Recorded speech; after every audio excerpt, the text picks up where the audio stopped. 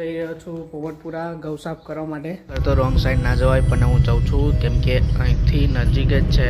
હવે scene દરરોજનું scene જ થા કરે છે, ખબર નહીં કેમ કોનું લાગે યાર, બહુ વજન લાગે, થાકી જવાય તો બી ઉતારું તો શકો છો કે ડીજે આવ્યું છે અને બધા શું કરે છે રીલ। તો મિત્રો તમારા બધાનું સ્વાગત છે।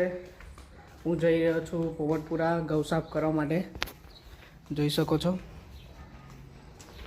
ચાલો ત્યાંનું સીન બતાવું તમને લોકોને। તો મિત્રો મેં ઘઉં મૂકી દીધા છે ગાડીમાં અને હવે નીકળીએ જવા માટે। મિત્રો ખરેખર તો રોંગ સાઈડ ના જવાય પણ હું જાઉં છું કેમ કે અહીંથી નજીક જ છે, હવે 40 મીટર બી નહીં હોય એવું લાગે છે। તો મિત્રો હવે આપણી જોડે થઈ ગયું છે સીન, દરરોજનું સીન જ થા કરે છે, ખબર નહીં કેમ કોનું શું દેન ખોટું છે। હવે અહીંયા આવ્યો તો ગૌ સાફ કરાવવા, પણ એ લોકોએ એવું કીધું કે 25 કિલો હોય તો જ સાફ થાય, પણ ના 25 મણ હોય તો સાફ થાય એવું કીધું। જાઉં છું પાછો ઘરે, કેમ કે આપણું સેટ થયું ના, પાછો બી વાત કરવા ગયા તો બી સેટ ના થયું, તો હવે નાઈ જઈએ ઘરે નિરાશ થઈને, બીજું તો શું કરીએ બરાબર। તો ચાલો આગળનો બ્લોગ જોતા રહેજો।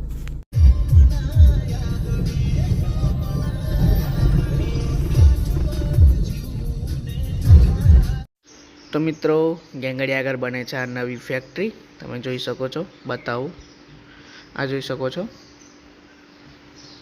હવે સાની બને છે તો પછી બન્યા પછી મને ખબર પડે, કેમ કે હમણાં ખબર નહીં મને। અને આની આગળ છે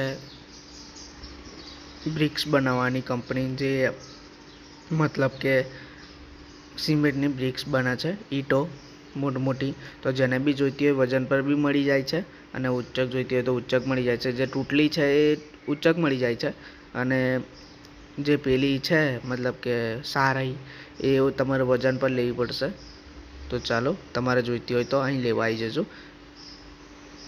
હું આવી ગયો છું પાછું ઘરે, અને પાછું મારે મહેનત કરવી પડશે આ બધું ઉતારવાનું લાગે યાર, બહુ વજન લાગે, થાકી જવાય તો બી ઉતારવું તો પડશે જ, કે ગાડીમાં વજન વધી જશે તો મારે ટાયરનો પાછો ખર્ચો આવી જશે, એટલે ઉતારી લઉં બરાબર।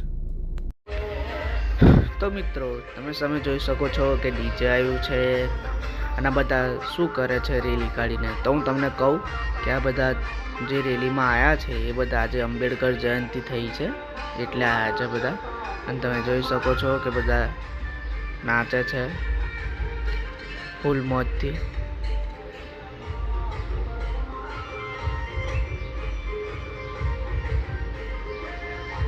દર વર્ષે અંબેડકર જયંતિ મતલબ કે આવે ત્યારે રેલી કાઢે છે દર વર્ષ, તમે જોઈ શકો છો સામે।